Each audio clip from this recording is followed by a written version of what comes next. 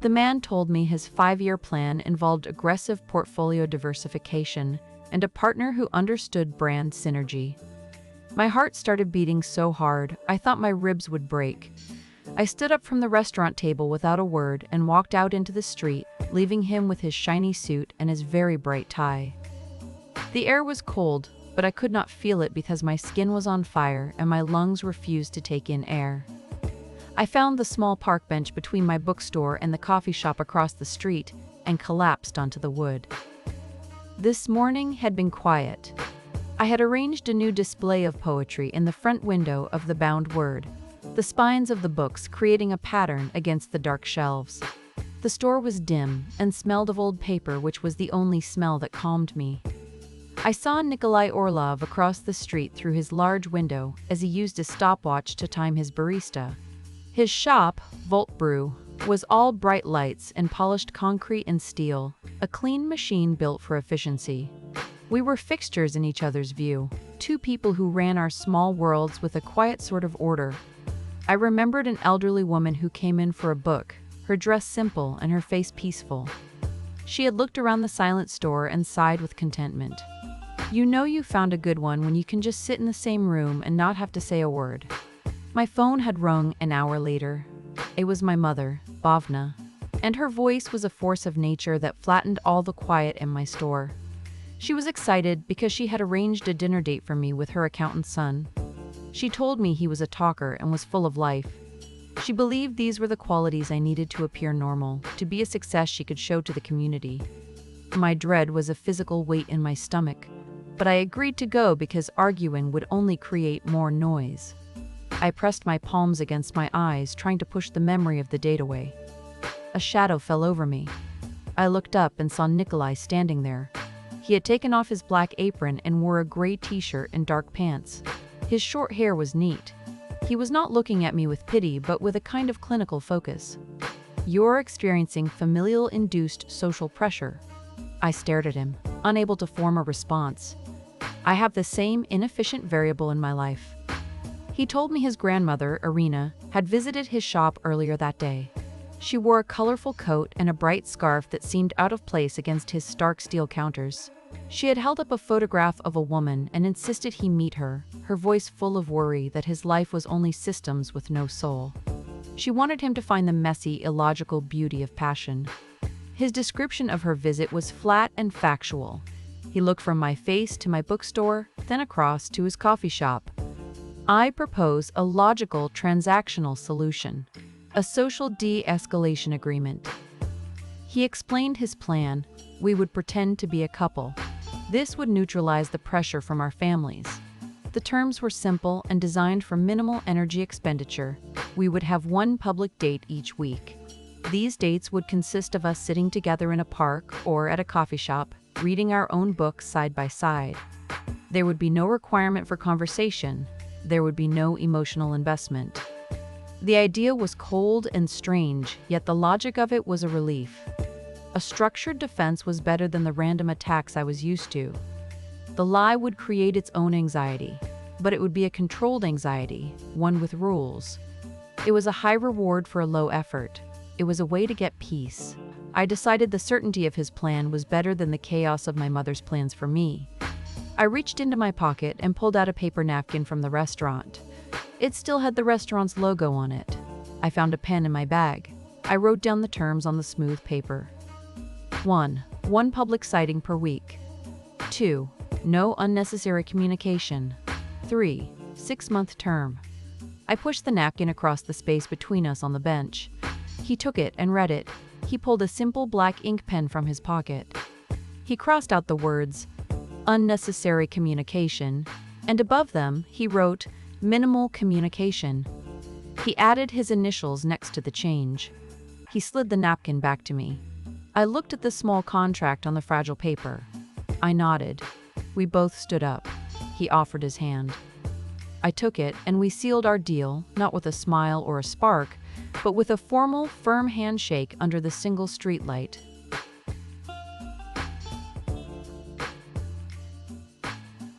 That's not a relationship. It's a library study session. My mother's voice cut through the quiet of the bookstore one afternoon, and I felt the familiar tightening in my chest. She stood by the new releases table, her vibrant silk salwar kameez a splash of defiant color against the dark wood shelves. I had just told her about my weekly dates with Niko, hoping the routine would be enough, but her words confirmed it was not. "I need to see him with the family," she said. "Sunday dinner." Be there. Our first date had been the opposite of a family dinner. We met at the park bench after we both closed our shops for the night. The air was cool and smelled of damp earth. He sat on one end and I sat on the other. It was stiff for a few minutes until he opened his book on urban planning and I opened my novel. We did not speak for exactly 1 hour. The silence was strange at first, a planned void, but then a deep relief washed over me. It was peace, delivered exactly as promised by our contract. That bench became our sanctuary. We met there twice a week. We never had to talk about our days or perform any interest. We just existed together in the quiet. The space between us on the bench grew smaller over time. One evening he brought 2 cups from Volt Brew. He handed me one, and it was a herbal tea he had seen me drink once through the bookstore window. Another night, I brought the business section of a newspaper I had saved for him. These were small, unplanned gestures that felt like a different language, one I did not have to speak aloud. Sunday dinner was a loud shock to our quiet system. The Kapoor house was full of the smell of cardamom and turmeric, a constant cloud in the warm yellow light. A dozen conversations happened at once, a chaotic symphony of family life that always sent me searching for a corner. Niko arrived wearing a pressed button-down shirt and clean trousers, his orderliness a stark contrast to the house's comfortable clutter. He stood in the doorway for a moment, his eyes scanning the room like he was trying to create a flowchart for the chaos. My Aunt Pretty cornered him first. "So? Anika is so quiet. How did you two even start talking?" I held my breath, but Niko answered without a pause. I appreciated the efficiency of her bookstore, no wasted space. It's a well-organized system. Then I stepped in, adding a piece to the story. He used to come in for coffee every morning at my old job, before the bookstore. He always ordered the same thing. I liked the consistency. It was a lie built from pieces of truth. I had noticed his routine from across the street for years. We built a shared fictional history on the spot, a story that satisfied my family because it sounded plausible. Later, my father took him to the garden to complain about the rose bushes. I watched from the kitchen window as Niko explained the superior logic of a drip irrigation system. My father listened with genuine interest, nodding his head. I had never seen anyone connect with my father so quickly. When Aunt Pretty cornered me alone, complaining that Niko was as quiet as I was, I surprised myself. "He's not quiet," I said, my voice firm. "He's thoughtful. He thinks before he speaks." In defending the lie, I felt a flicker of something real. That night, on our park bench, the silence felt different. It was not just an absence of noise, but something we had earned together. The Diwali festival was the ultimate public test. My mother insisted we attend, her pride in my new relationship on full display for the entire community. The rented hall was a sensory assault. Bright lights, loud music, and a constant press of bodies in festive clothes. The air was thick with incense and food. I could feel the walls of the room begin to close in, my breathing becoming shallow. The noise was too much. The questions from distant relatives were too much. I felt a familiar panic begin to rise, a cold wave that threatened to pull me under. Niko must have seen it in my eyes. He did not say a word. He simply took my hand, his grip firm and steady, and began to navigate me through the crowd. He moved with a purpose that parted the sea of people. He found a small, quiet balcony at the back of the hall. We stood there, away from the noise, and he just sat with me in silence, the same way we sat on our bench. He did not try to solve my panic or ask me what was wrong. He shared the quiet with me until my breathing returned to normal and the world stopped spinning. My mother saw his protective gesture from across the hall. Her smile was triumphant. To her, this was the final proof. For me, it was something else entirely. The line between our performance and reality was gone. In that moment, the fake relationship he offered felt safer than being alone. Our success backfired. My mother started talking about wedding venues. She would call me at the store to discuss catering options. She told me Niko's grandmother, Irina, had started knitting a baby blanket for the future. We were pushed into couple-focused activities, shopping for furniture for my cousin's new apartment and giving relationship advice to a newly engaged friend. Our lie, which was meant to create a buffer zone, had become a trap. The park bench was no longer a peaceful sanctuary. Our quiet reading dates became tense strategy sessions. We planned our excuses and coordinated our stories. How would we avoid the next family dinner? What reason could we give for not being ready to move in together? The arrangement was no longer a low-energy solution. It was a constant source of stress, a second job with escalating demands. The end came at my cousin's wedding. We were at a loud reception in a hotel ballroom. A drunk uncle clapped Niko on the back and slurred, "You two will be next, eh?" I froze, the uncle's words echoing in the space between the loud music. To de-escalate, Niko gave a small, logical smile. "We're still in the beta testing phase of our partnership." The people at the table laughed, but the words felt like ice in my veins. Later that night, after we left, I confronted him. The air in his car was thick with unspoken tension.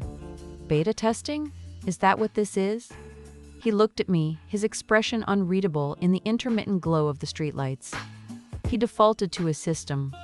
It was the most efficient way to manage the social expectation without committing to a false narrative. The clinical precision of his words hurt more than a loud argument ever could. "Is that all I am to you? A variable in your system?"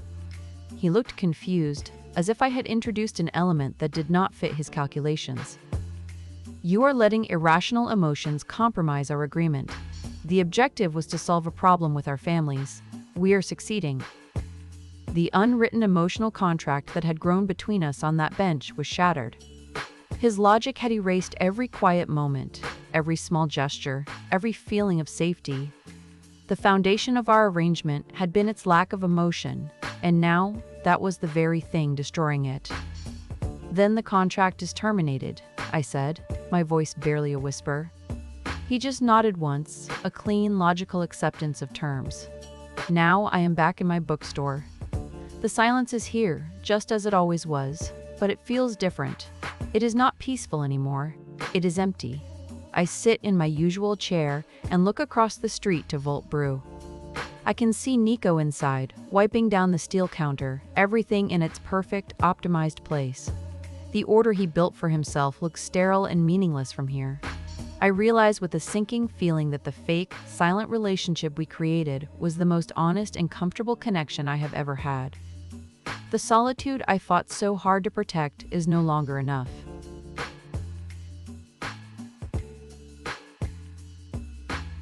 His hand stopped moving, the cloth resting on the counter. He looked up and through his own window, his gaze finding me through mine. A switch clicked in his shop and the bright lights went out, leaving only the dim security lamp that cast long shadows over the silent espresso machines. He took off his black apron, folded it into a perfect square, and placed it on the counter. He walked to his door, turned the lock, and then he crossed the street. My heart began a heavy, uneven beat against my ribs. He had no reason to come here. Our contract was over. His routine was to clean, lock up, and go home. This was a deviation. This was not on any schedule. The small bell above my own door chimed softly as he pushed it open and stepped inside. He stood there for a moment, his work clothes neat, his gray t-shirt and black pants clean even at the end of a long day. His face was tired. He looked around the bookstore, at the tall wooden shelves filled with spines, the soft light making the room feel warm. He walked toward me, his steps quiet on the old floorboards. He stopped in front of the chair where I sat. We did not speak. The silence in the room was thick, a living thing that felt different from all the silences we had shared before. This one was full of questions. He finally broke it, his voice low. "My numbers for the last week are not good. My focus is down." He stopped, as if that explained everything. Then he continued, the words coming out measured and precise, like he was delivering a report on a failed system. "Everything in my shop is perfect. But it does not matter. The shop is quiet. It is the wrong kind of quiet. I understood exactly what he meant. The peace I had built my life around, the quiet I used as a shield, was now just an empty room. The quiet I wanted is bad now, I said. Because you are not here. He looked at the small table near my chair, the one with 2 seats. The books we had read on our first fake date were still there, resting side by side. He moved to the table and pulled out one of the chairs. He sat down. I stood up from my own chair and went to sit in the one opposite him. We were facing each other over the small wooden surface, our books between us like a memory of the contract. The quiet returned, but it had changed again. It was no longer tense or empty. It was a space we could both exist in, a language we understood. He had not offered a solution or a new flowchart. He had just stated a problem that logic could not fix. I had not demanded an emotional explanation. I had just stated my own truth. He looked down at my hand where it rested on the cover of my book. Then, he looked at me. His expression was serious, his eyes focused. He did not seem to be thinking about it, not in the way he planned and calculated everything else. He simply reached across the table. His hand covered mine, his fingers cool and firm against my skin. It was the first thing he had ever done without a plan. I felt my own fingers close around his,